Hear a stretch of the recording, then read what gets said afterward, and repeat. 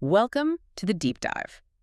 You know, when most people think of Brazil, maybe one or two images pop up, right? Like Rio's beaches or maybe the Amazon. Sure, those iconic spots. But here's what's really fascinating, and something maybe not everyone realizes Brazil is this incredible mosaic.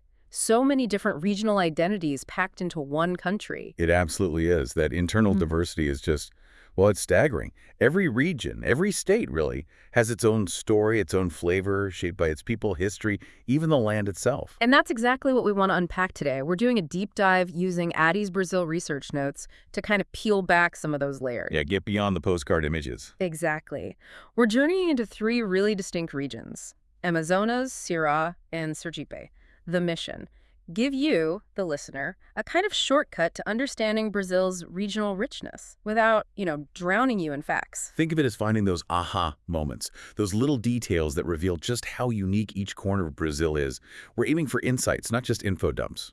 Right. So let's kick things off in Amazonas, the heart of the forest. The culture there, it's just so deeply rooted in indigenous traditions. Oh, definitely. You've got over 60 distinct peoples, Tukuna, Yanomami, Baniwa, just to name a few. And that means mythology, oral history, spiritual practices, this profound connection to nature. It's all woven into the fabric of life there. But it's not just indigenous culture, especially in the cities, is it? Wow, that's what's fascinating. Places like Manaus, you see this mix. Indigenous roots, yes, but layered with Portuguese colonial history, African influences, even Lebanese and Japanese communities. It's a real blend. And you see that blend in their crafts, too. You really do. Things like intricate body painting, amazing feather art, ceramics, woodwork. It all reflects this fusion. It shows how culture there is alive. It's being forged, not just passed down statically. It shows real resilience. So take us back a bit. How did this blending happen historically in Amazonas? Well, the Portuguese arrived back in the 1600s, using the Amazon River system to move inland.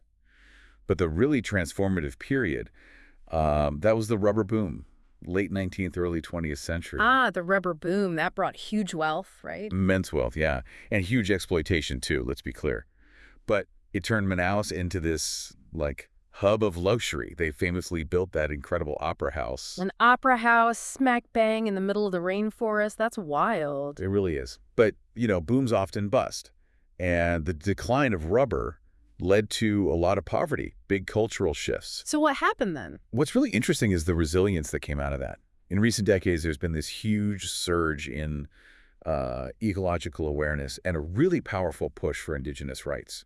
It's an ongoing story of reclaiming identity in space. And that vibrant history, that resilience, it must come through in their traditions and music. Oh, absolutely. The Festival de Parentales may be the biggest example. It's one of Brazil's largest festivals, this huge symbolic clash between two groups, Boi Garantido in red and Boi Caprichoso in blue. Like a story told through performance. Exactly. Music, dance, these absolutely massive, elaborate floats. It's incredible storytelling. But beyond that, you have deep indigenous rituals, still practice body paint, specific dances, sacred chants connecting to forest spirits. And other festivals, too. Yeah, the Serra Festival in Alter do Chão is another important one, celebrating local folklore. And the music itself is so innovative. You've got traditional stuff like karimbo, which is really lively. And Tawada. I read that's key to Parentons. Yes, Tawada is fascinating. It's used in Burntons, and it mixes indigenous rhythms with samba, even classical instruments sometimes. It really shows how traditions evolve and absorb influences. And they use traditional instruments, maraca, cuica, flutes. Berimbau, Yeah. tambors, yeah, all those. But what's really cool is how they're pushing boundaries now, creating new genres like Amazonian funk or electronica indigena. Electronica indigena. So like traditional sounds with electronic beats? Pretty much Yeah. ancestral sounds fused with digital production. It's brilliant, really. What does that tell us? Is it about preserving tradition or reinventing it? I think it's both. It's saying our culture isn't a museum piece. It's living, it's adapting. They're making their heritage relevant for younger generations, even taking it global while still reinforcing who they are. It's a fantastic aha moment about cultural dynamism. Okay, let's shift to food. Given the environment, what's unique about Amazonian cuisine? Well, unsurprisingly, it's heavily based on the river and the forest. Lots of fish, manioc cassava, and amazing fruits. Any specific dishes we should know? Oh yeah, tacacá is a must-try soup. It's got jambu leaves that give this unique tingling sensation to kipi broth, shrimp. Then there's pirarucu, a giant river fish, often grilled or stewed. And moqueca amazonica, a fish stew but different from the coastal versions, uses coconut milk and local herbs. And for dessert. Things like bolo de macateira, which is a cassava cake, and lots of variations of tapioca. And the fruits, acai, of course, but also cupuaçu, bacaba, guaraná, they're staples. And the Amazon environment itself, I mean, it's legendary. It truly is. Largest tropical rainforest holding maybe 1 in 10 of all known species on Earth. It's staggering. Jaguars, sloths, pink river dolphins. Howler monkeys, macaws, caimans, anacondas, the list goes on. And plants too. Giant Victoria amazonica, water lilies, rubber trees, Brazil nuts, Hawaii palms. And there's this sense of mystery, right? Knowing there are likely species still undiscovered. So the people there, the Amazonenses, how would you describe them? Known for being incredibly resilient, very community-focused, often a really strong indigenous identity is central, with many speaking native languages, and actively involved in defending the forest. And that identity is showing up in new ways now. Absolutely. We're seeing this rise of indigenous digital creators, activists, environmental influencers online. It's a powerful shift. And you see the Amazon's influence in pop culture, too. Ecotourism is big, and shows like Encantados or Cidade Invisible draw on its myths and landscapes. If you wanted to experience this heart of the forest, where should you go? Manaus is essential. See the Teatro Amazonas. Witness the meeting of the waters, that amazing phenomenon where the Rio Negro and the Solimões flow side by side. Without mixing. Yeah, for miles. It's incredible. Also the Adolfo Lisboa Market, Ponta Negra Beach. Then maybe Parintins for the festival, or Presidente Figueiredo for waterfalls and caves. And for nature lovers, Jaú National Park is immense. Language-wise, it's mainly Portuguese. Portuguese is dominant, yes, but indigenous languages like Ticuna, Tucano, Baniwa are very much alive too. And the slang. I love how local sayings capture the culture. They really do. É coisa do mato. Literally, it's a jungle thing, used for something really unique or wild. Caboclo esperto means a clever local. Perachado is someone down to earth. And Namoral de Boto. That sounds intriguing. Yeah. It refers to a myth about river dolphins turning into handsome men. So it's often used in a kind of playful, maybe even flirty context. It all ties back to their motto, Coração da Floresta, heart of the forest. It sums them up perfectly. Okay, let's travel east now, from the deep green forest to Ceará, the land of light. Another unique blend of influences here, right? Indigenous, African, Portuguese. Yes, but manifesting very differently. The craftsmanship is a great example. You have some incredibly delicate lacework called renda de bilro. And practical stuff too, like leather goods, wood carving. But there are some really specific cultural forms here, aren't there? Cordel literature. Exactly. Cordel literature is fascinating. These little booklets of poetry telling stories in rhyme, often with these distinctive woodcut illustrations, traditionally sold in markets. And then you have the repentistas. Improvising singers. Yeah. They have these duels, usually in public squares, trading verses back and forth, full of wit and rhyme. It's like a spontaneous poetry slam, but with deep traditional roots. Really dynamic. Sounds amazing. Historically, Ceará faced tough times, colonization, indigenous resistance, those brutal droughts in the 19th century. Those droughts really shaped the state, leading to migration, influencing how cities developed. But Ceará also has this incredibly proud, defining moment in Brazilian history. It is. They were the first province in Brazil to abolish slavery in 1884. That's 4 years before the national law. It wasn't just a top-down decision. It came from strong popular movements. Wow. And that's where the Land of Light name comes from. Precisely, Terra de Luz. It symbolizes that progressive step towards freedom. It's a core part of their identity, this legacy of being pioneers for abolition. Still resonates deeply today. That's a powerful piece of history. How did that spirit shape things later on? Well, in the 20th century, the capital, Fortaleza, really grew as a center for tourism and commerce. And tradition-wise, Festa Junina, the June festivals, are absolutely massive in Ceará. Bonfires, quadrillas, those choreographed folk dances, and non-stop forró music. Any other unique traditions? You also see things like cavahadas, which are these cool reenactments of medieval jousting on horseback. And Bumbamu Boi plays, similar to other parts of the Northeast. Plus, significant religious pilgrimages, especially to Juazeiro do Norte, to honor Padre Cicero. He's a hugely revered figure there. And the music you mentioned, forró, is that the main sound? Forró is definitely the heartbeat. All its variations, baião, xotes, exado. In fact, Ceará is considered the birthplace of baião, thanks to legends like Luiz Gonzaga. That rhythm really defined a generation. But it's not just forró. No, you also hear frevo, which is more associated with Pernambuco, but present here, maracatu rhythms, and a lot of MPB música popular brasileira, which is that broad category of sophisticated Brazilian pop. Local bands really feature the classic furo instruments, accordion, triangle, and the zabumba drum. And the repentistas link into the music, too. Absolutely. Those improvised repenta verses and the stories from cordel literature are often set to music, showing that strong link between poetry, storytelling, and melody. Okay, my stomach's rumbling now. What's the food scene like in CR? Oh, it's fantastic. Very distinct flavors. You have to try pixada cirants, a local fish stew with vegetables, hard-boiled eggs, and a bit of flour, pirão. Then there's tapioca, which is everywhere, served sweet or savory with coconut cheese, condensed milk, jerky, endless variations. And carne de sol. Classic. Sun-dried beef, usually served with macaxeira, cassava. If you're feeling adventurous, maybe panelada, a spicy stew made with tripe. And during Festa Junina, special treats like corn cake, bolo de milho, mungunza, and canjica, which are sweet corn puddings. Anything else that's really typical Ceará? The caju, the cashew fruit. Not just the nut, but the fruit itself. You find it everywhere in juice, sweets, even cashew liquor, cajuina. It's omnipresent. And the landscape, it's quite different from the Amazon. Very different. Yeah. Escuras is largely dominated by the Caatinga biome. That's a unique kind of semi-arid, thorny scrub land. The plants are incredibly tough, adapted to drought like the carnaúba palm, which is economically important, and the mandacaru cactus. What kind of wildlife? Things adapted to that dry environment, like armadillos, siriemas, a type of bird. And along the coast, of course, you have marine life, sea turtles nesting on some beaches. I've heard Cearenses are known for being funny. Oh yeah, they have a reputation. Yeah. Often called the comedians of Brazil for their sharp wit and humor.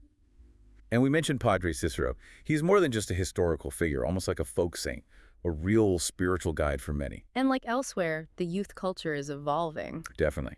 You see a lot happening with rap, funk, digital content creation. That tradition of expression and creativity is finding new forms. So if you're planning a trip, what are the must-see spots in Ceará?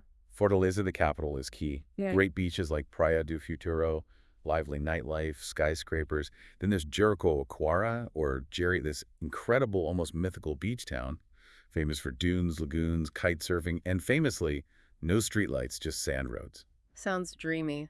Anywhere else? Canoa Quebrada, known for its stunning red cliffs and bohemian vibe. Juazeiro do Norte for the pilgrimage site and the huge Padre Cicero statue. And Ubajara National Park has amazing caves and waterfalls.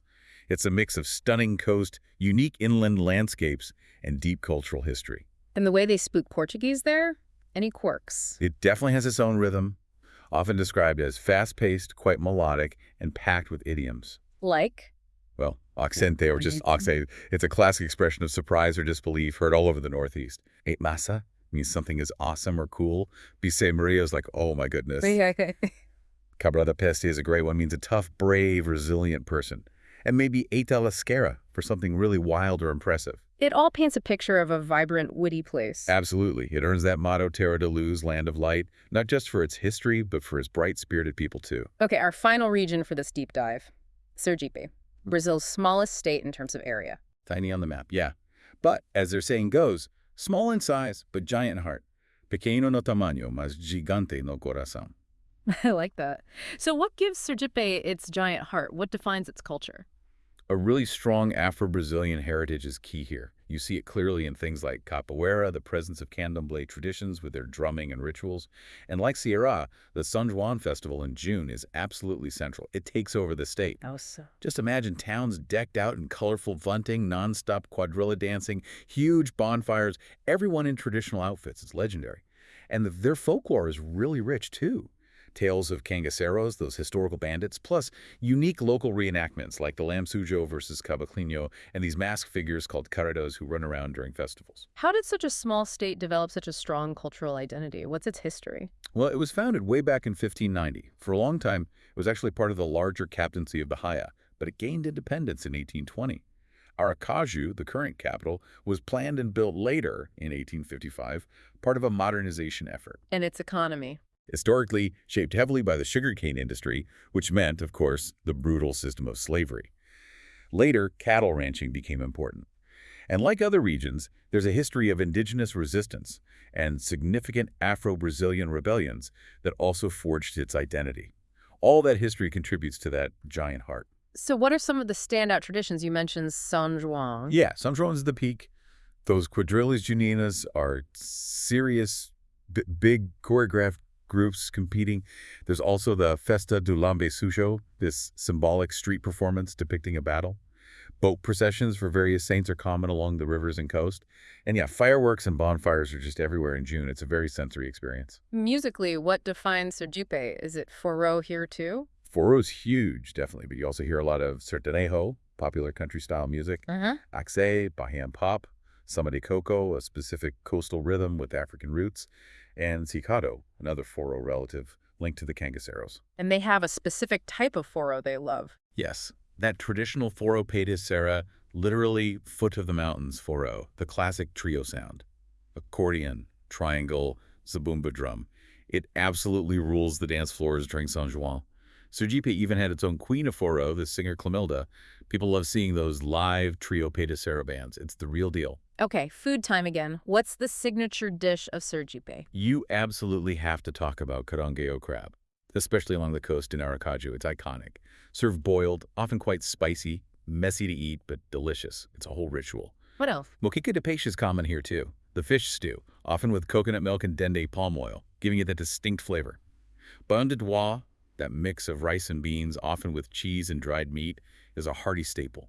And during San Juan, all the corn-based sweets appear again. Canjica, pamonha, grilled corn, vila verde. Any unique flavor profile? Lots of spicy sauces are popular, and cassava in various forms is fundamental. As the notes say, expect your tongue to maybe do a little samba dancing with the spice. And the environment. Small state, but diverse. It is surprisingly diverse for its size. It actually bridges two major biomes, the semi-arid Caatinga inland and remnants of the Atlantic forest closer to the coast, plus mangrove ecosystems. So a mix of wildlife too. Yeah, depending on the area, you might find capuchin monkeys, armadillos, even maned wolves, though rare. Along the coast, sea turtles are important, and you can spot iguanas near the rivers. Flora includes the hardy Metacaru cactus in the Caatinga, bromeliads in the forest areas, and those vital coastal mangroves. And the people, Sergipanos, what are they like? Generally known for being really warm, welcoming, very community-oriented, and, yeah, deeply musical. Aracaju, the capital, feels like a hub for artists, beach lovers, and definitely Foro fans. And the younger generation. Similar trends as elsewhere. Vibrant youth culture into rap, funk, TikTok dances are huge, but also rising digital artists and a growing interest in local ecotourism, showcasing Sergipe's natural beauty. So wrapping up Sergipe, what are the essential places to check out? Aracaju is key, especially Atlaya Beach, famous for its boardwalk, the crab stalls, Pasarelas do Caraguayo, great for evening walks or bike rides.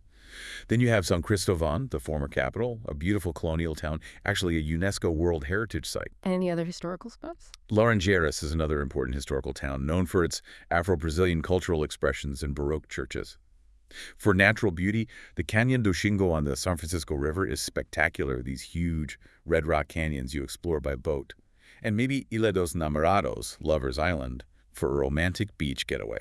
And how does their Portuguese sound? The Sergipano twist. Yeah, subtle differences, often noted for a softer sound compared to some regions, and its own gentle rhythm. Slang-wise, you'll hear overlap with Sierra accente is common for surprise.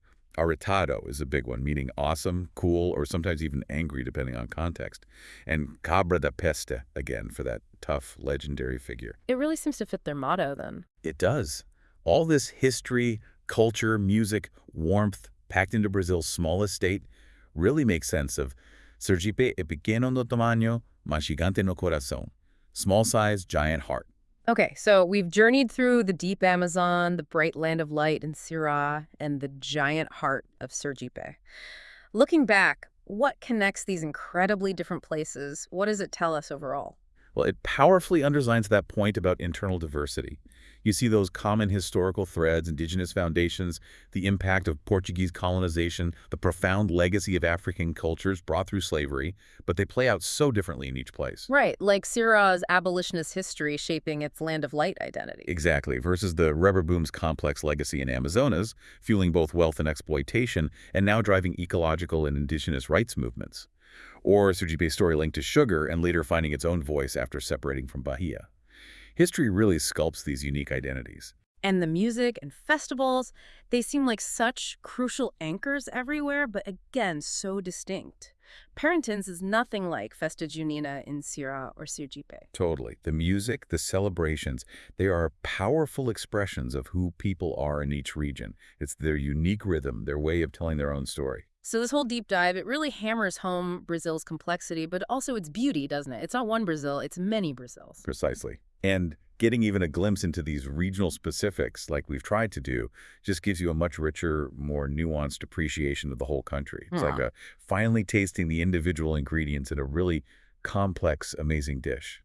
Yeah, that's a great way to put it. And it leaves us with a final thought, something for you, the listener, to maybe chew on. Which is, how do these incredibly distinct, deeply rooted regional identities with their own cultures, accents, traditions, how do they navigate and evolve in our world that's becoming more and more connected, more globalized? What are the opportunities there? What are the challenges, maybe, in keeping this incredible tapestry of Brazilian heritage vibrant when global influences are so strong? It's a big question. We hope this exploration has sparked your curiosity to maybe do your own deep dive into whatever caught your interest. There's always so much more to discover about Brazil's amazing regions.